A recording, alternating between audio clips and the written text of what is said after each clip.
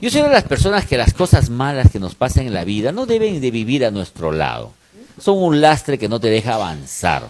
Yo lo que pienso es que tomarlo en cuenta, pero sacar algo positivo Ah, de no, todo eso. evidentemente. Por eso te Pero digo, que también que no rija en tu vida. claro, ¿no? y es como el limón, le sacas el jugo y lo botas. Exacto. Quédate con el limón para tu limonada, para tu ensalada, pero no te lo quedes la cáscara, el limón en sí. Te conozco tanto, Eduardo Chacón, que cada palabra que sale a veces de tu boca me sorprende, me sorprende. Me Pues siento, bueno, muy bien, ¿ah? me siento medio loco.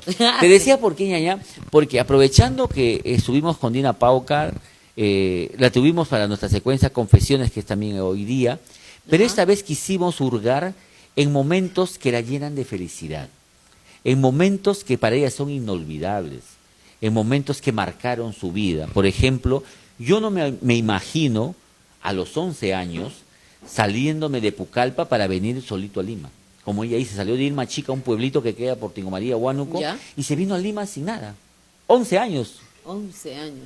Entonces, en esta época peor ya, ¿no? claro, Imagínate. le pregunto, por ejemplo, qué sintió cuando llegó al club de tiro y habían, no sé, 50.000, 100.000 Más de personas, 50.000, llenito más. el local.